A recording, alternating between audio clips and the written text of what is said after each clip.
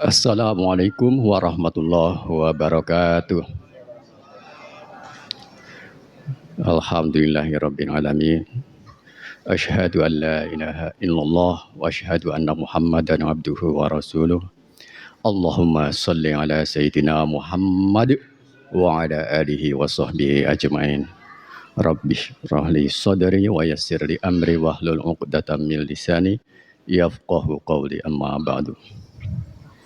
Alhamdulillah Bapak Ibu semua.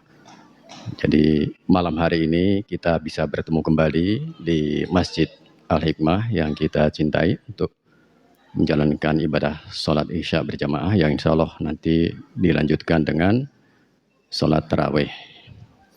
Yang saya hormati Bapak Ketua RW 08 beserta jajarannya, yang saya hormati Bapak DKM serta pengurus lainnya yang saya hormati, dan para ustadz juga yang saya hormati, serta Bapak Ibu sekalian. Semoga kita semua malam hari ini mendapatkan berkah rahmah yang berlimpah dari Allah Subhanahu wa taala.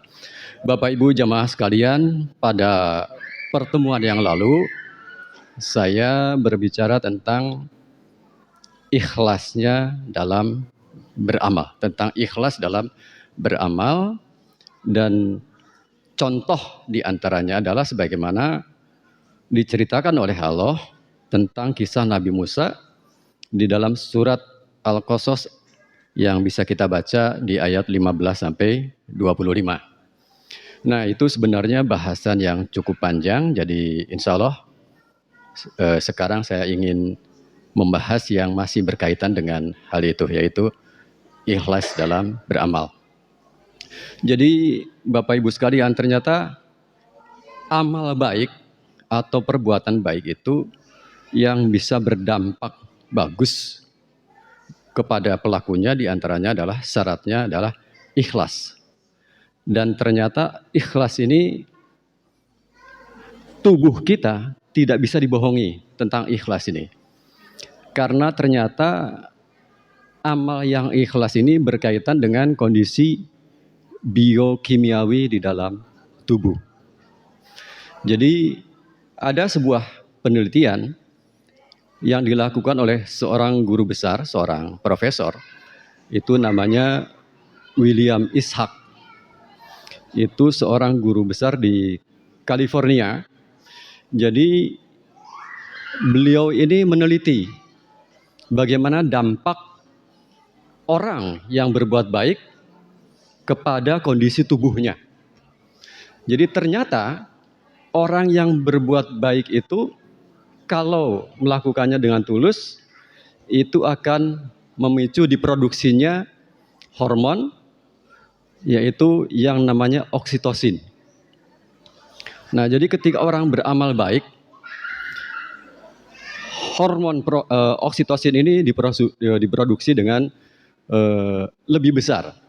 Dan efeknya kalau orang hormon oksitosinnya tinggi, maka dia akan lebih kelihatan lebih ramah, akan lebih akrab dengan sesama, akan lebih terbuka untuk kerjasama dengan orang lain, akan lebih terbuka untuk menolong teman, lebih terbuka untuk menolong tetangga, dan sebagainya. Oleh karena itu, hormon ini juga dikenal sebagai hormon cinta. Nah, ini biasanya banyak diproduksi oleh ibu-ibu yang sedang menyusui anaknya. Kan itu menunjukkan betapa ikatan batin, ikatan cinta kasih seorang ibu kepada anaknya itu begitu besar. Nah, ternyata hormon tersebut juga diproduksi ketika kita melakukan amal baik. Nah, itulah keuntungan bagi orang yang beramal kebaikan dengan tulus. Jadi akan berbeda dampaknya ketika orang melakukan amal kebaikan dengan tulus dengan yang tidak tulus.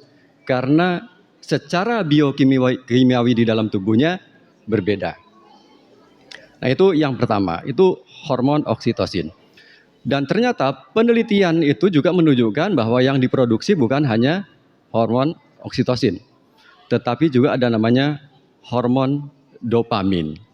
Nah, hormon ini hormon yang mempengaruhi munculnya rasa senang, rasa bahagia yang sangat tinggi. Ini hormon dopamin. Nah, jadi ini merupakan hal yang sangat bagus untuk orang-orang yang beramal baik dengan tulus. Itu yang kedua. Yang ketiga, ternyata ada hormon lain yang juga diproduksi meningkat, yaitu yang namanya hormon serotonin. Nah, hormon serotonin ini punya dampak dalam tubuh kita, yaitu mampu mengatur suasana hati, atau orang nyebutnya itu ada istilah mood, ya, mengatur mood, mengatur suasana hati. Jadi ketika hormon serotoninnya produksinya bagus, maka suasana hatinya juga akan bagus. Nah, itulah keuntungan yang ketiga ketika orang beramal baik dengan tulus. Itu yang ketiga. Dan yang keempat, ternyata ada hormon lain yang juga diproduksi meningkat, yaitu yang namanya hormon endorfin. Hormon endorfin atau morfin endogen, karena diproduksi di dalam tubuh sendiri. Nah, hormon endorfin ini diantara fungsinya adalah bisa mengurangi rasa sakit. Nah, oleh karena itu ketika orang melakukan amal-amal kebaikan dengan tulus, maka kondisi tubuhnya akan menjadi lebih sehat. Dan ini adalah imbalan tunai dari Allah bagi orang-orang yang beramal baik dengan tulus. Jadi tidak perlu menunggu lama-lama, ternyata Allah membayar dengan tunai orang yang beramal baik dengan tulus. Nah, namun begini, ternyata hormon-hormon itu produksi meningkat, konsentrasinya tidak bertahan lama, itu hanya bisa sampai sekitar 4 menit.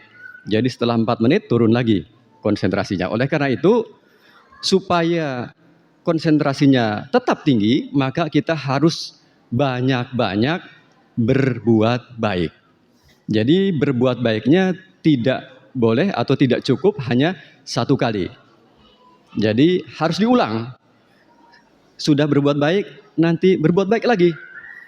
Sudah berbuat baik lagi, ya berbuat baik lagi. Supaya banyak perbuatan baik yang kita lakukan. Sehingga konsentrasi hormon-hormon itu tetap tinggi, tetap bagus, ya. Oleh karena itu Allah memerintahkan kepada kita untuk berbuat baik itu yang banyak. Sebagaimana Allah perintahkan masih di dalam surat Al-Qasas, yang ini di dalam surat Al-Qasas ayat 77, Allah katakan, wa ahsin kama ahsanallahu ilaik. Wa ahsin, dan berbuat baiklah, kama ahsanallahu ilaik, sebagaimana Allah telah berbuat baik kepadamu. Jadi wa ahsin kama ahsanallahu ilaik. Allah berbuat baik kepada kita itu tidak hanya satu kali, tapi terus-terusan. Banyak sekali dan kita tidak bisa menghitungnya. Oleh karena itu, karena Allah mengatakannya sebagaimana, jadi berbuat baiklah sebagaimana Allah telah berbuat baik padamu, artinya kita juga berbuat baiknya harus banyak. Nah, ternyata dari gambaran-gambaran tadi secara biokimiawi yang sudah dilakukan penelitiannya, ternyata itu merupakan imbalan langsung. Jadi ya tidak hanya nunggu di akhirat kita dapat imbalan, tetapi di dunia pun bahkan tidak menunggu waktu yang lama, kita langsung dapat imbalan dari Allah. Kondisi tubuh kita akan menjadi lebih sehat. Dan hal ini dijadikan trik atau teknik biasanya untuk menyembuhkan orang yang sakit. Jadi orang yang sakit dianjurkan untuk banyak-banyak berbuat baik.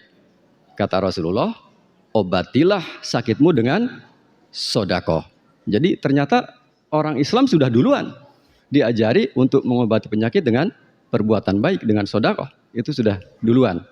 Ya, jadi kita beruntung sekali ya mendapatkan pelajaran-pelajaran yang sangat bagus, sangat berharga, yang terkandung di dalam Al-Quran dan juga di dalam Sunnah Rasul. Ya, jadi mudah-mudahan kita semua bisa meningkatkan amal baik kita dan kemudian juga selain kita berharap imbalan di akhirat, mudah-mudahan kita di dunia ini juga kondisi tubuh kita semakin sehat. Yang sakit cepat sembuh dan yang sehat tetap sehat atau bertambah sehat. Ya, demikianlah mudah-mudahan bermanfaat. Kurang dan lebihnya mohon maaf. Terima kasih. Assalamualaikum warahmatullahi wabarakatuh.